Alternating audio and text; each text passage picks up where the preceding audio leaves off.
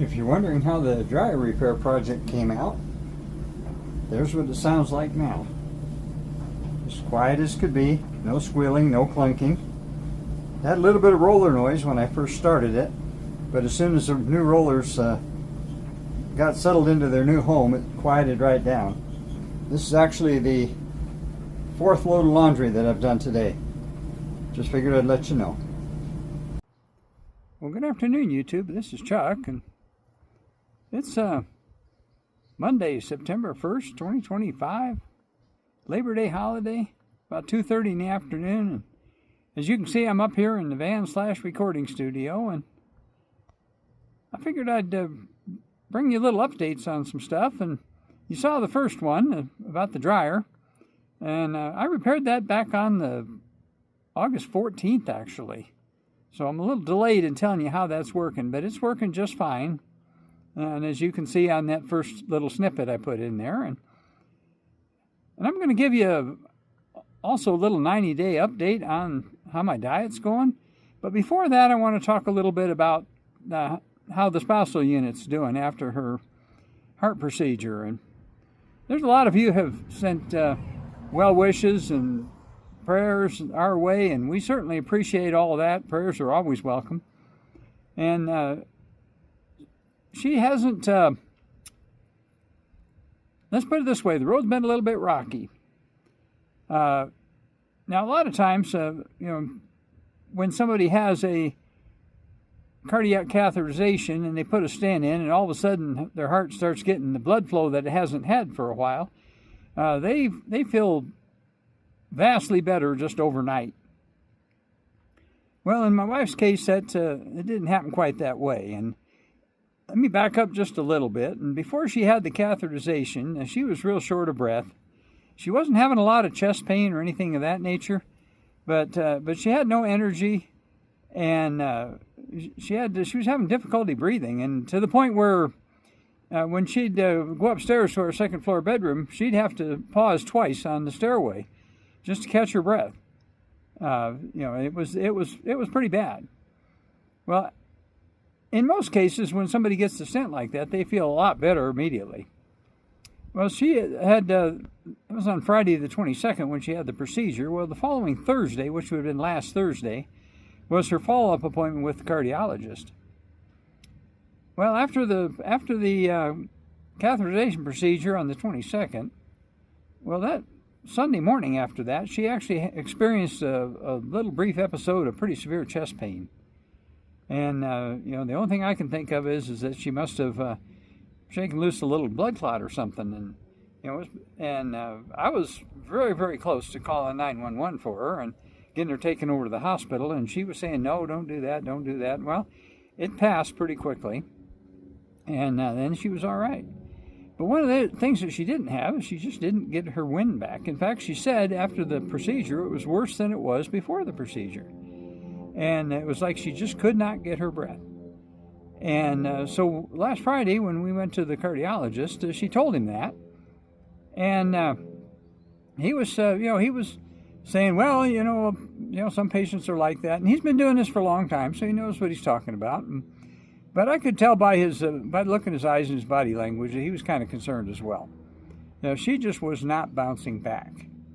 And one of the things he wanted to do is he wanted to put her on a treadmill and see if he show up anything. And they did a 12 lead on her and 12 lead EKG, and he couldn't see anything wrong with that from that.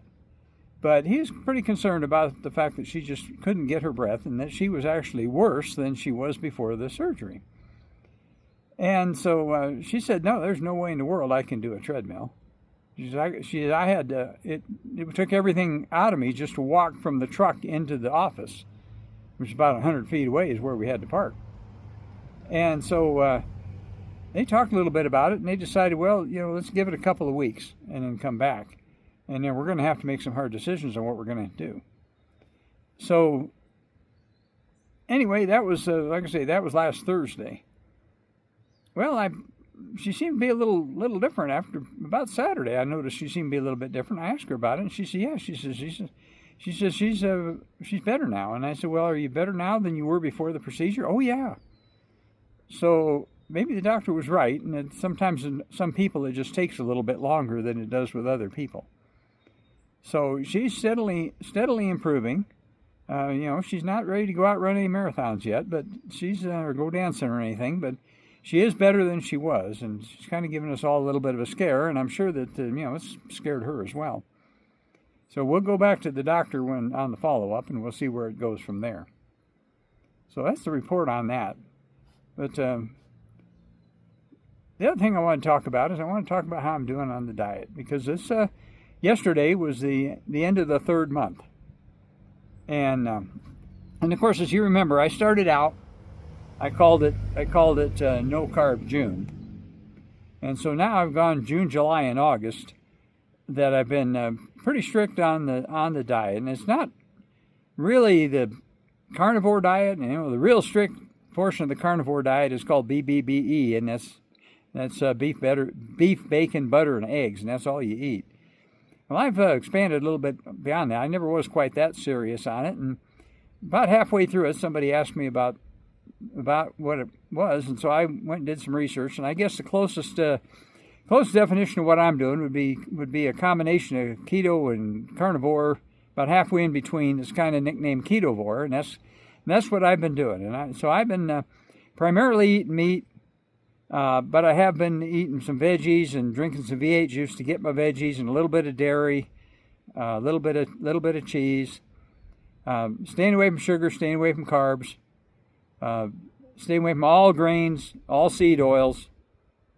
And so basically, where am I at now? Well, I've lost so much weight, I'm almost getting nervous about it. I actually been dipped down just below 160, and this morning I weighed 161, and 161.0, and so that was about, that's about 10 pounds lower than I actually would like to be. My wife tells me I'm looking gaunt, and she thinks I'm looking bad. I don't see that.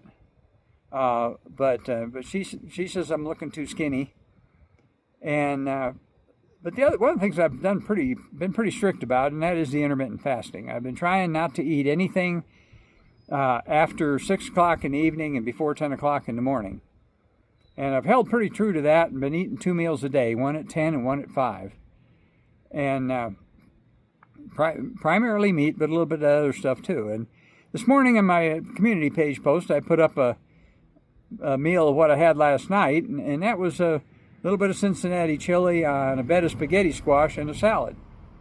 And so that's definitely a Ketovore type meal. And but I'm feeling good. My blood sugar this morning was 95, which anything below 100 is just excellent. That's the holy grail, is to try to keep your blood sugar below 100, so that you don't go start down the slippery slope of diabetes again. And I don't want to do that. And that was the primary reason for doing what I'm doing. But my energy level's not bad. I feel good. I'm sleeping good. I haven't had any blood pressure spikes that I know of. And so everything from that standpoint is good. So the only thing that really concerns me is I don't want to get too skinny. And so I'm probably going to back off a little bit on what I'm eating, and I'll probably start eating a little bit, maybe more stuff that I wouldn't eat otherwise. I don't want to go crazy. I think the seed oil thing is real important, so I'm going to try to stay away from that, and maybe include a little bit more fat. I've been doing a little bit of that, but I'm going to kind of slow the train down a little bit in that regard, and maybe try I've got some weights that I haven't used for years, and like a lot of people, I bought weights years ago, and they end up sitting in a closet somewhere collecting dust, and I got a few of those. And so I might try to do a little bit of lightweight weight training and try to, because I am concerned about losing too much muscle mass. I don't want to do that. So, somebody my age, you start losing that, and it's real hard to get it back. And I've got a little bit of skin sag yet in a few places, and from when I was heavier. And I'd like to tighten that up a little bit, and that's gradually happening. But anyway, that's where I'm at in the diet, and there's a lot of you, or at least some of you anyway, I'm not sure whether it's a lot or not, but I know that some of you started the diet along with me, and have had various degrees of success, and I figured I would I haven't given you much of an update lately, so I figured I'd give you an update here. So I've got another video in the works, but I wanted to give you this update on this kind of stuff. So as I always tell you, take care of each other, love each other, take care of yourself. Show gratitude for what you got. It's a beautiful day. It's a holiday. The traffic downtown, I'm sure, is horrible. I thought about going downtown trying to catch some of it for you. And I may still do that, and I may not. I don't know. There'll be some people still going back home tomorrow that'll have taken an extra day off. But the traffic downtown has been horrible. The fire department's all been really, really busy. And running a lot of stuff. And so, typical holiday weekend, the big closing weekend for the season, and maybe it's just better for me to hide and stay home. So, as I said, I'm working on another one. I got another Bigfoot stuff video coming that's got some pretty amazing stuff, and it's all happened within the last week or so. And I might even shoot that one a little bit later this afternoon. But for right now, until I talk to you again, I'm just going to tell you, peace out.